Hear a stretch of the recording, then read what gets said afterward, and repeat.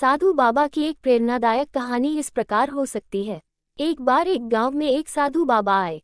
उनके ज्ञान और साधना की ख्याति दूर दूर तक फैली हुई थी। गांव के बच्चे भी साधु बाबा के पास आकर उनसे कहानियां सुनने की इच्छा रखते थे।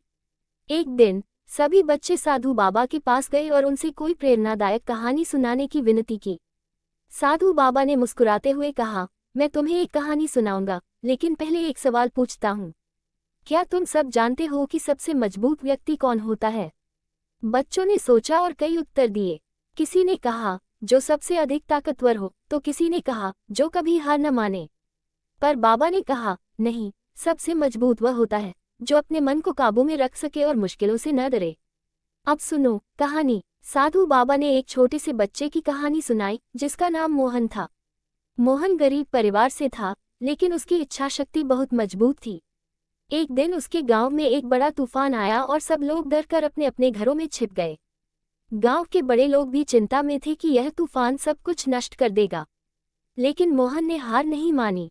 वह अकेला ही गांव के किनारे जाकर अपने छोटे से खेत को बचाने लगा। उसने पौधों को बांधा, मिट्टी को संवारा और अपने हाथों से हर एक पौधे की रक्षा की।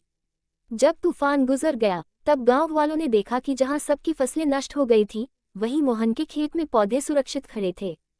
साधु बाबा ने बच्चों से कहा, देखो, मोहन सबसे मजबूत था क्योंकि उसने डर को जीत लिया और अपने मन की शक्ति से काम किया। याद रखना, असली ताकत हमारे मन में होती है। अगर हम अपने मन को काबू में रखें और मेहनत करें, तो कोई भी मुश्किल हमें हरा नहीं सकती। इस कहानी ने बच्चों के दिलों को छू लिया और उन्होंने ठान लिया कि वे भी मोहन की तरह मेहनती और साहसी बनेंगे। साधु बाबा की एक प्रेरणादायक कहानी इस प्रकार हो सकती है। एक बार एक गांव में एक साधु बाबा आए। उनके ज्ञान और साधना की ख्याति दूर दूर तक फैली हुई थी। गांव के बच्चे भी साधु बाबा के पास आकर उनसे कहानियां सुनने की इच्छा रखते थे। एक दिन सभी बच्चे साधु बाबा के पास गए और उनसे कोई प्रेरणादायक कहानी सुनाने की विनती की। साधु बाबा ने मुस्कुराते हुए कहा, मैं तुम्हें एक कहानी सुनाऊंगा, लेकिन पहले एक सवाल पूछता हूँ।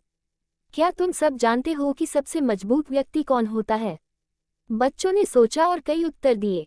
किसी ने कहा, जो सबसे अधिक ताकतवर हो, तो किसी ने कहा, जो कभी हार न माने। पर बाबा ने कहा, नहीं, सबसे मजबूत वह होता है जो अपने मन को काबू में रख सके और मुश्किलों से न डरे। अब सुनो कहानी। साधु बाबा ने एक छोटे से बच्चे की कहानी सुनाई जिसका नाम मोहन था।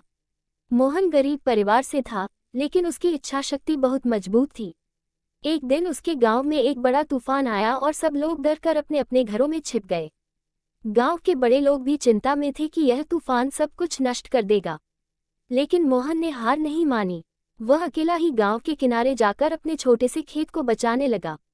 उसने पौधों को बांधा, मिट्टी को संवारा और अपने हाथों से हर एक पौधे की रक्षा की।